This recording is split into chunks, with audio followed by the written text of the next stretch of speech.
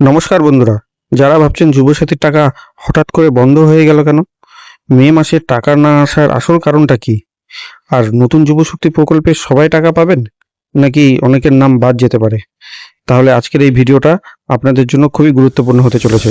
কারণ এবার সরকার এমন কিছু বড় সিদ্ধান্ত নিয়ে এসেছে যেটা জানার পর আপনি অবাক হয়ে যাবেন। বিশেষ করে যারা আগে যুবসাথীর 1500 টাকা পেতেন তাদের জন্য এসেছে বড় আপডেট।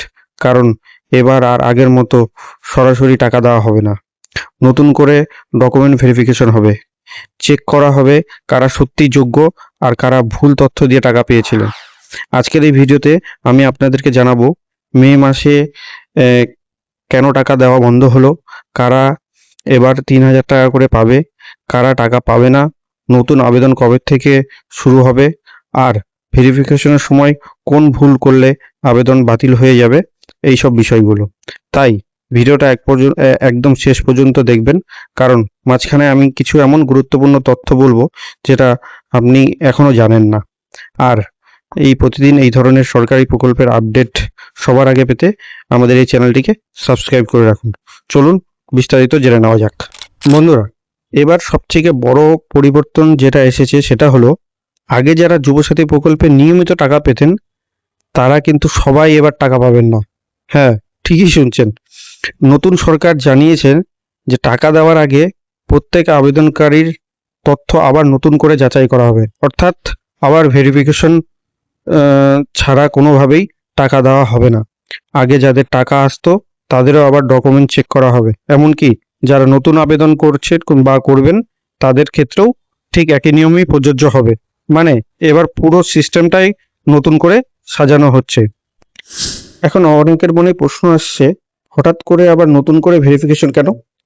আসলে সরকারের কাছে অনেক অভিযোগ জমা পড়েছিল, যেমন অনেকের অ্যাকাউন্টে দুবার টাকা চলে এসেছে, ভুল ডকুমেন্ট দিয়ে টাকা পেয়েছেন, অনেক যোগ্য আবেদনকারী টাকা পায়নি, আবার অযোগ্য ব্যক্তিরাও এই তালিকার মধ্যে ঢুকে গিয়েছিল, আবার অনেকের আবেদন সঠিকভাবে যাচাই না করেই রিজেক্ট হয়েছিল। এই কারণেই এবার সরকার পুরো প্রক্রিয়াটাকে স্বচ্ছভাবে করতে চাইছে, এবং সেই কারণেই প্রত্যেক আবেদনকারীর তথ্য আবার নতুন করে চেক করা হবে। এবার প্রশ্ন হচ্ছে, সরকার কোন কোন ডকুমেন্ট যাচাই করবে? সবচেয়ে গুরুত্বপূর্ণ যেগুলো হলো সেগুলো হলো মাধ্যমিকের অ্যাডমিট কার্ড বা সার্টিফিকেট, মার্কশিট, আধার কার্ড, ভোটার কার্ড, বয়সের প্রমাণপত্র, ব্যাংক অ্যাকাউন্ট ডিটেলস, ওই ব্যক্তির একাধিকবার আবেদন করেছে কিনা সেইটা, ভোটার লিস্টে নাম আছে কিনা সেইগুলো, এই সমস্ত কিছু তথ্য এবার করা হবে, যাচাই করা হবে। এবার আসি সবচেয়ে বড় প্রশ্নে। অনেকেই বলছে এপ্রিল মাসে টাকা পেলাম কিন্তু মে মাসে এখনো টাকা ঢুকলো না কেন?